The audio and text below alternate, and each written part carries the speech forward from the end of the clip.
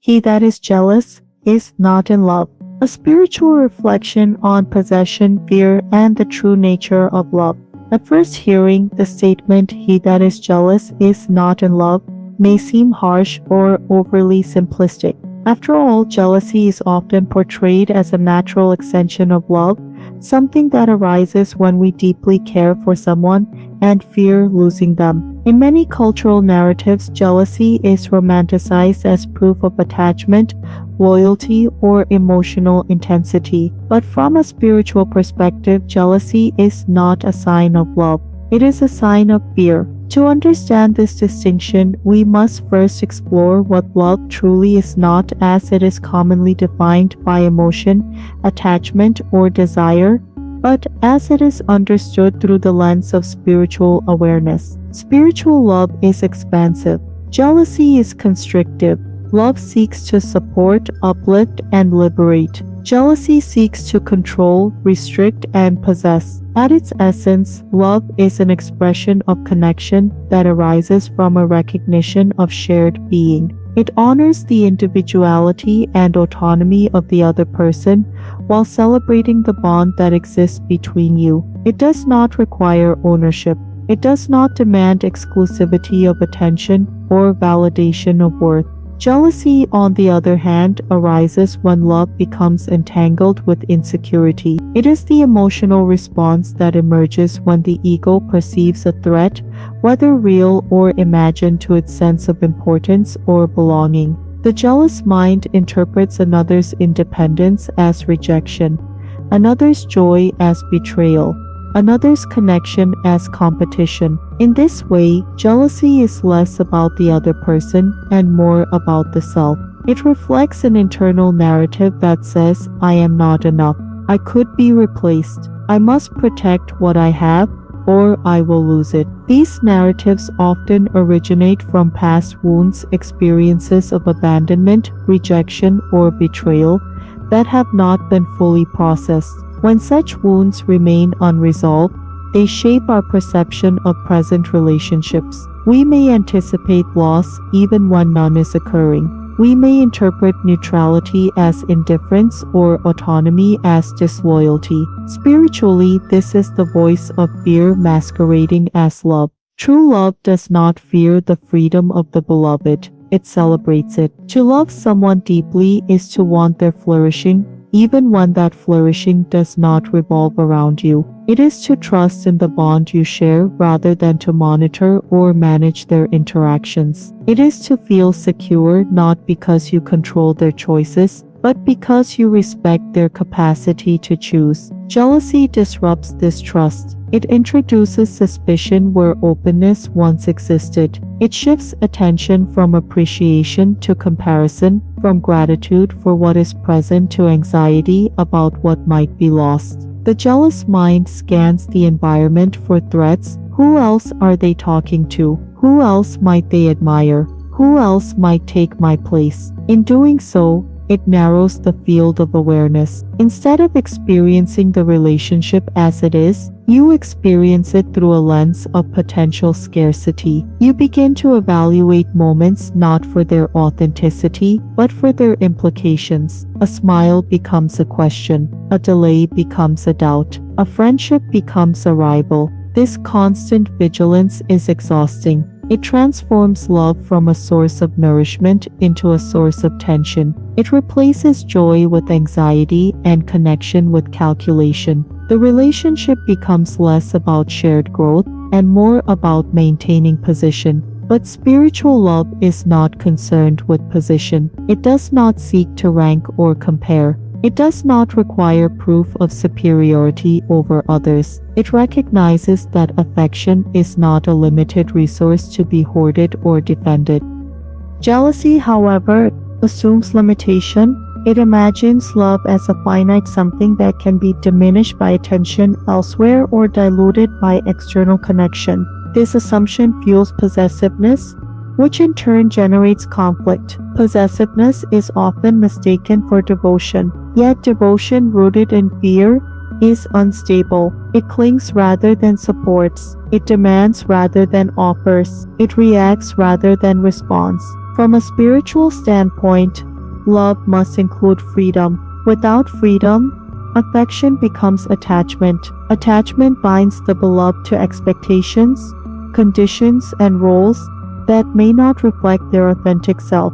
It says you must behave in ways that reassure me, even if those ways constrain you. This constraint is not loving. Love invites authenticity, even when authenticity includes change, growth, or divergence. It allows the other person to evolve without interpreting that evolution as abandonment. Jealousy resists evolution. It prefers familiarity to truth, predictability to authenticity. It may attempt to freeze the relationship in a state that feels safe, even if that state is no longer aligned with the needs or aspirations of either person. Spiritually, this resistance creates suffering because life is inherently dynamic. People grow, interests shift, circumstances change. To love in a way that demands permanence in form is to struggle against the natural flow of existence. Jealousy struggles. It seeks certainty in an uncertain world. It seeks guarantees where none can be offered. It attempts to secure the future through present control. But control is an illusion. No amount of monitoring or restriction can eliminate the possibility of change. Attempts to do so often damage the very bond they aim to protect. Suspicion erodes trust. Accusation undermines respect. Limitation stifles intimacy. Love cannot thrive in confinement. It requires openness both to connection and to uncertainty.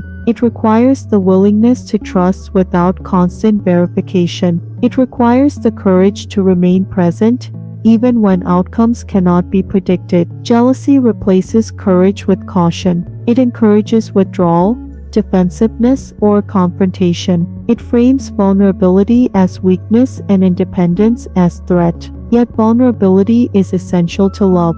To love is to accept that you cannot fully control another's feelings or choices. It is to recognize that connection involves risk, the risk of misunderstanding, of disappointment, of loss. Spiritual love accepts this risk without attempting to eliminate it through possession. It understands that the value of connection lies not in its permanence, but in its authenticity. It appreciates moments of closeness without demanding guarantees of duration. Jealousy demands guarantees.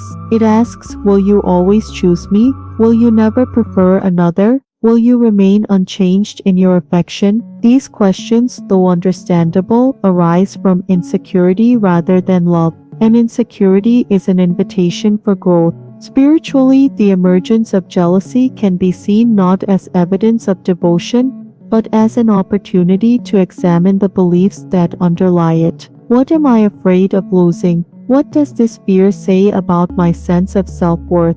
How might past experiences be influencing my present perception? Through reflection and awareness, jealousy can become a teacher. It can reveal areas where self-acceptance is needed, where trust must be cultivated, where independence must be honored. It can prompt you to strengthen your relationship not only with another, but with yourself. Because ultimately, love that depends on possession is fragile. Love that arises from inner security is resilient. When you feel worthy independent of external validation, another's autonomy does not threaten you. Their friendships do not diminish you. Their successes do not overshadow you. You are able to appreciate their individuality without interpreting it as competition. This appreciation fosters generosity of attention, of trust, of support.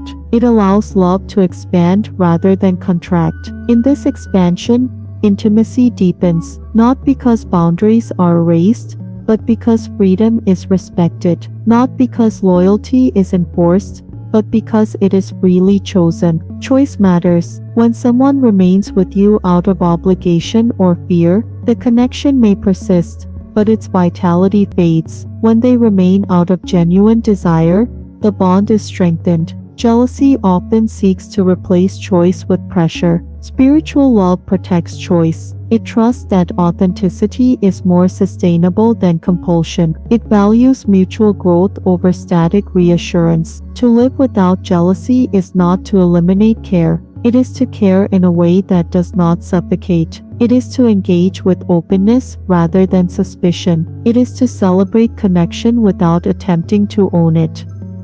This form of love requires maturity. It asks you to confront insecurities rather than project them. It asks you to communicate rather than assume. It asks you to trust rather than control.